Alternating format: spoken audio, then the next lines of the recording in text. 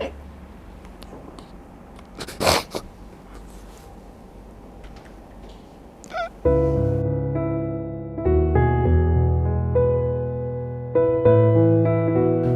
saya Haji Bakri bin Jamaluddin, memang anak kelahiran Tangga Batu, dan sekolah dulu saya bersekolah di Sekolah Rendah Kebangsaan Tangga Batu dan saya melanjutkan pelajaran ke Sekolah Menengah Sri Tanjung, dan daripada sana tahun 1981 saya menyambung pelajaran ke Universiti Pertahanan Malaysia lah. Baik, isteri saya Puan Hajah Kamaria binti Abdul Rahim, beliau merupakan seorang guru besar sekolah rendah. Oleh kerana beliau meletakkan jawatan kerana untuk merawat, untuk menjaga orang tuanya yang kurang sihat lah. Baik, anak saya ada 5 orang. Anak yang pertama menjadi seorang guru ikut jejak langkah mak dia. Anak yang kedua bekerja di sektor perdagangan ikut jejak langkah saya. Dan anak ketiga merupakan seorang engineer dalam bidang robotik. Yang keempat masih belajar di Universiti Pertanian, dan yang kelima masih menuntut di Mahat Mahadi lah di Sungai Udang. Baik, alhamdulillah kami sebenarnya adik-adik kami ada kalau satu mak satu bapa tu 7 orang. Tapi kalau dicampur dengan mak lain tu ada lebih 9 orang lah, alhamdulillah. Jadi daripada 9 ni 8 lelaki, 1 perempuan. Saya anak yang keempat lah daripada adik-adik saya lah. Saya sebenarnya kami daripada keluarga yang biasa-biasa sajalah. Tapi suatu didikan yang saya takkan lupa sebagai inilah, mak saya ni setiap kali kalau kami dah bekerja, setiap bulan tu dia minta duit kami lah. Sebenarnya kita rasa duit tu sebenarnya dia akan bagi kepada Pondok An-Nuriyah lah. Jadi saya kata itu suatu didikan yang dapat kami warisi hingga hari ini lah. Menyebabkan kami dalam keluarga tu sikap tolong-menolong tu, berkorban tu tinggi lah. Itu hasil didikan daripada mak lah. Kalau ayah ni seorang yang keras sebenarnya, terutama dalam bab-bab agama. Kan kalau kami sekolah dulu, kalau pagi tak bangun subuh ke masjid, memang orang kata memang tali pinggang naik kat belakang lah. Tapi bagi kita walaupun keras, itulah sebenarnya kita panggil proses yang kami lalui hingga kita boleh berjaya dalam kita panggil sama ada kita berkarya ataupun berkeluarga lah. Dia ibu saya ni, kalau waktu saya sekolah dulu kan, kalau saya study malam-malam tu dia tunggu. Itu yang dia tunggu saya. Jadi kalau adik-adik saya ni sebenarnya mereka pandai sekolah, tapi sebab keluarga tak mampu, jadi yang pertama, yang kedua, yang ketiga tu terpaksa mereka habis SPM mereka bekerja. Jadi saya anak pertama lah yang masuk universiti. Dan sebab tu saya tak sambung sampai ke ijazah, kerana di bawah tu ramai memerlukan kita panggil pertolongan. Jadi akhirnya saya ambil keputusan untuk bekerja. Alhamdulillah lah saya dapat menanggung semua adik-adik bawah saya sehingga mereka berjaya. Ada sekarang menjadi pensyarah dan sebagainya lah. Ini saya kata satu sikap pengorbanan yang sebenarnya dididik oleh mak saya sendirilah. Sebab tu saya dalam keluarga saya, apapun kesusahan yang berlaku pada abang-abang saya tidak akan pernah tidak bantu. Sebab pengorbanan mereka lah saya boleh belajar hingga saya dalam berkarya di perdagangan saya boleh naik sampai setinggi itulah. Itu sebenarnya yang ibu didik kami begitulah. Jadi itu yang tak boleh saya lupakan itulah. Jadi setiap kali saya, walaupun kadang saya bangun 3 pagi belajar, ibu akan bangun tunggu. Itu yang inilah pengorbanan ibu untuk saya.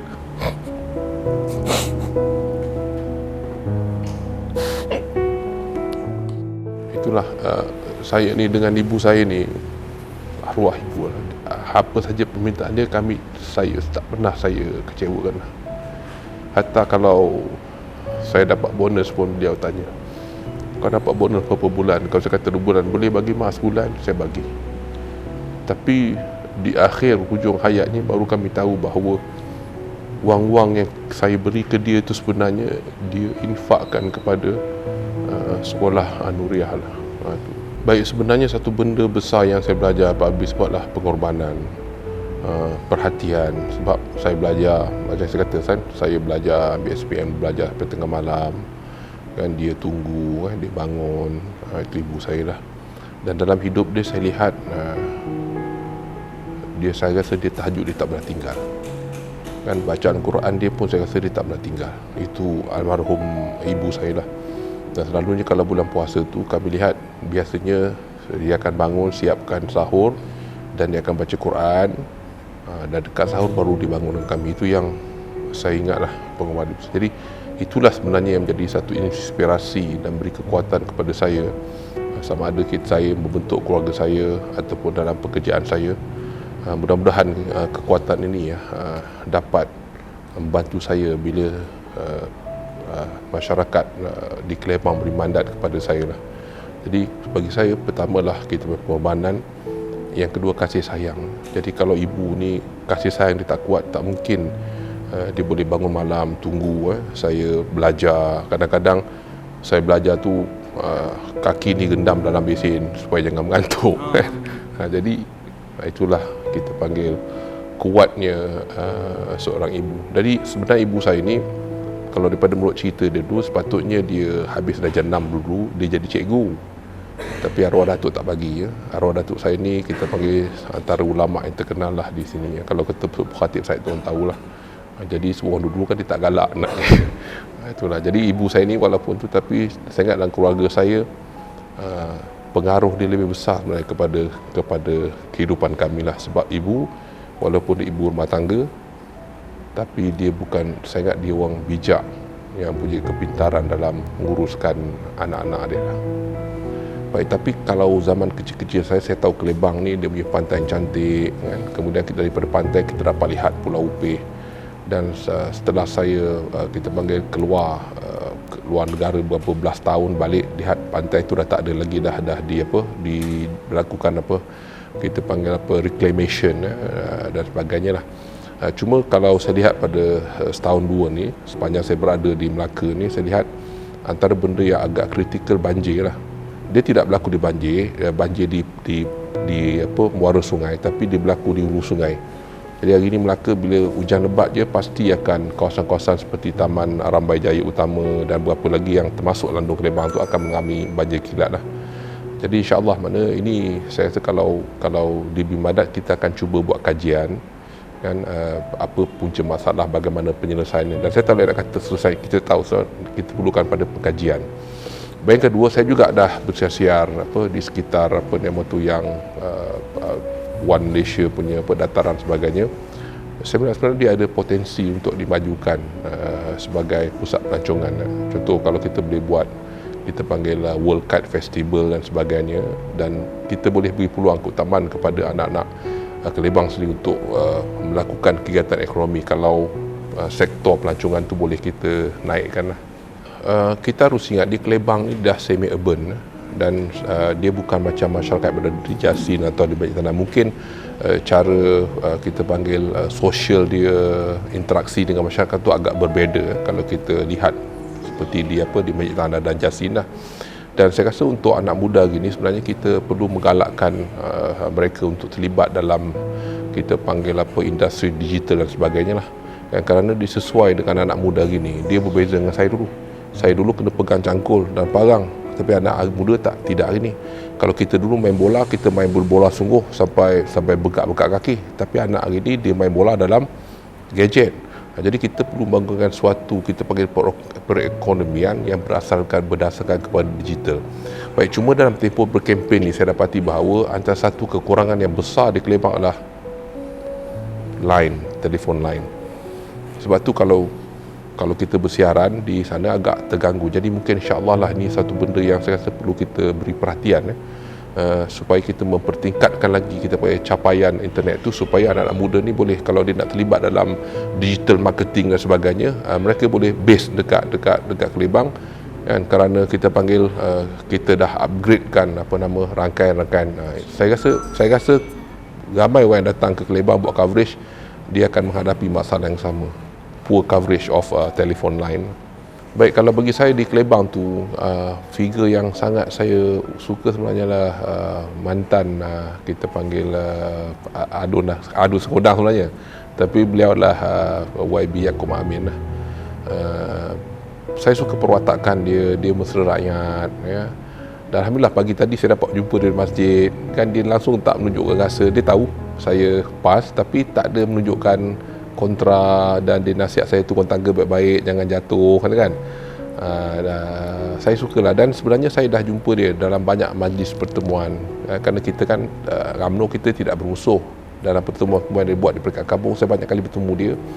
Suatu benda saya suka, dia sering nasihat saya lah, bagaimana kita nak melayani masyarakat. Dan saya sangat-sangat gembira pagi tadi bila saya sembahyang di masjid di kampung dia, beliau hadir subuh dan dapat kami bercakap, keluar daripada masjid sampai ke tangga tadi.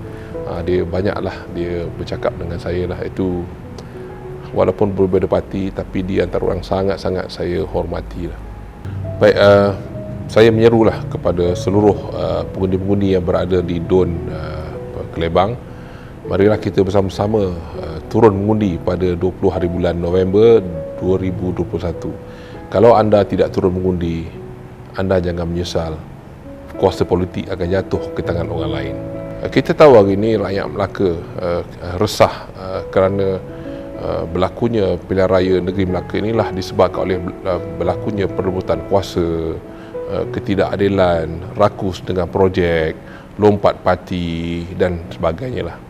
Jadi oleh itu kita harus sama-sama melakukan perubahan inilah untuk kita melahirkan sebuah masyarakat yang lebih tenang, damai dan tidak terbeban dengan isu-isu politik yang berat. Baik, saya daripada Perikatan Nasional, kami ingin menawarkan suatu paradigma baru. Saya selalu sebut bahawa budaya politik baru yang bersifat kepimpinan yang berintegriti, bersih dan prihatin. Dan insya-Allah malam tadi kami 28 orang calon-calon daripada Perikatan Nasional telah pun mengangkat sumpah dan menandatangani akuan bahawa sekiranya kami terpilih untuk menjadi wakil rakyat kepada tuan-tuan sekalian, kami tidak akan melakukan rasuah dan sebarang penganiayaan yang bersifat corruption dan sebagainya lah. Ya, oleh itu saya menyeru sekali lagi, marilah kita bersama-sama mengundi Parti Perikatan Nasional untuk kita membawa satu budaya baru dalam berpolitik, dalam bermasyarakat dan dalam memimpin rakyat, khususnya kita di Melaka, dan melahirkan pemimpin yang berintegriti, bersih dan peduli. Jangan lupa, undilah Perikatan Nasional pada 20 hari bulan November nanti. InsyaAllah sama-sama kita membawa perubahan.